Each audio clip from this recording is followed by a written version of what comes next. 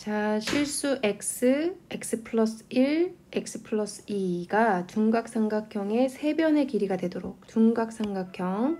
자, 그 다음에 x, x 플러스 1, x 플러스 2라고 되어 있는데 x라는 녀석은 당연히 똑같은 숫자니까 얘가 제일 작은 길이고 얘가 제일 긴 길이라는 건 알겠죠?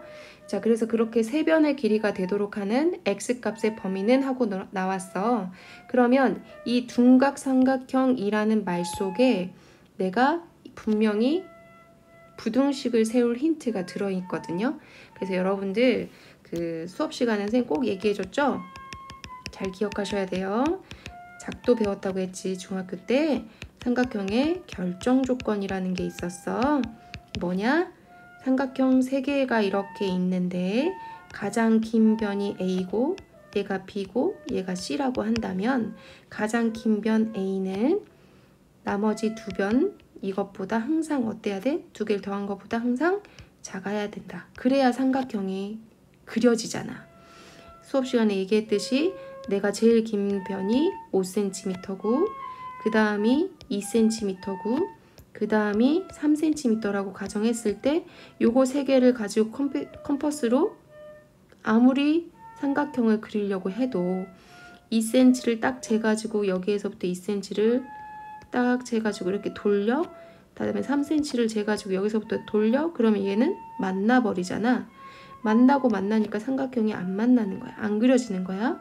삼각형이 그려지려면 내가 여기가 5cm라면 원이 그려지는 지점이 이 5cm보다는 커야만 이렇게 삼각형이 그려지게 되는 거예요.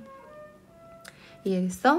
그래서 삼각형은 반드시 이 조건을 꼭 나오게 되어 있어요. 부등식 단원이라면 부등식 단원에서 삼각형이 나왔다. 그러면 가장 긴 변은 나머지 두 변의 합보다 작다라는 조건은 거의 99.9% 쓰인다고 생각하시면 돼요.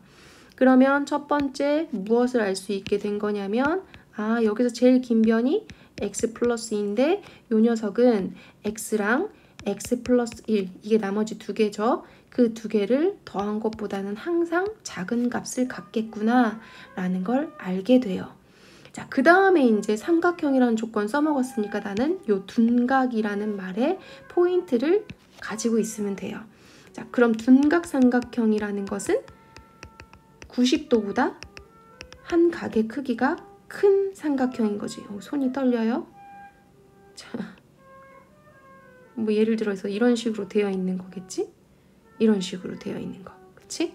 그러면 제일 긴 변은 얘일 거니까 얘가 x 플러스 2이고 얘가 x 플러스 1이고 얘가 x라고 가정하고 요 각의 크기가 둔각삼각형이야. 이렇게 생각할 수 있겠죠. 그러면 이 둔각삼각형에서 요네들이 가지고 있는 조건이 무엇일까를 고민하는 거예요. 그래서 여기에서 참고 뭐냐면 이것의 기준은 둔각 이랬으니까 둔각의 기준은 뭐야? 직각이야. 그래서 직각삼각형을 그려보는 거예요. 자, 얘가 직각삼각형이라고 한다면 여기가 x 플러스 2고 여기가 x 플러스 1이고 여기가 x라고 가정한다면 어떤 식이 성립하냐면 피타고라스의 정리에 의해서 x 플러스 2의 제곱은 x의 제곱과 x 플러스 1의 제곱을 더한 거랑 같습니다가 피타고라스의 정리잖아요. 둔각삼각형을 생각해야 되는데 둔각삼각형은 내가 지금 어떤 것도 잘 활용을 못해.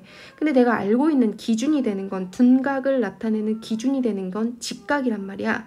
직각보다 크니까 둔각이라고. 그럼 직각삼각형이 가지고 있는 가장 큰 특징은 뭐냐? 피타고라스 정리를 만족한다는 거지. 빗변, 가장 긴 변을 제곱한 것은 나머지 두 제곱의 합과 같다가 피타고라스야. 그렇다면 둔각은 어떻게 되겠냐? 그럼 둔각은 어떻게 되겠어?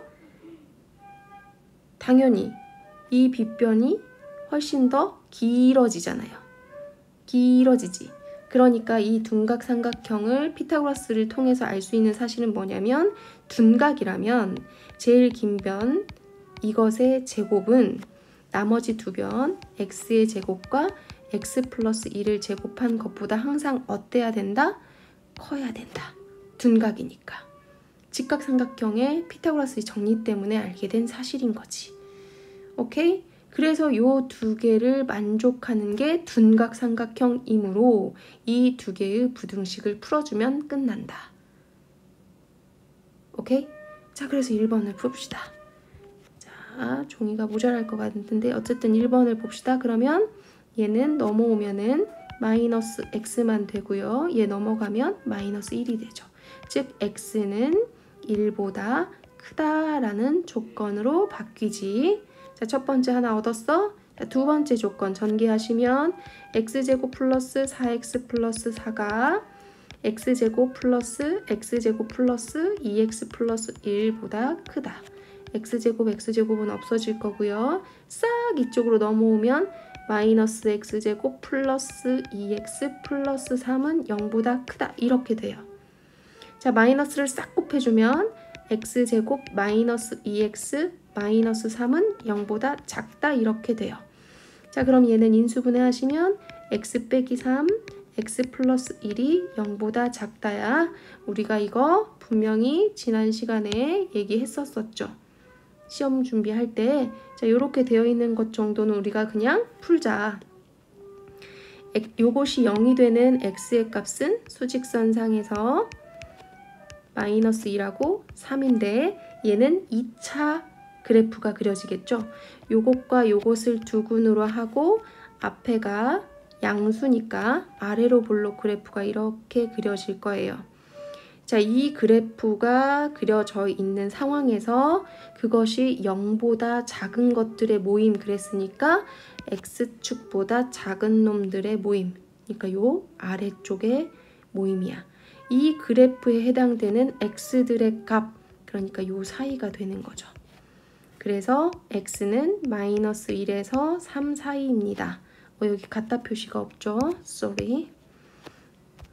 그래서 x라는 녀석은 마이너스 1에서 3 사이입니다. 라고 얻어지게 되는 거예요. 오케이?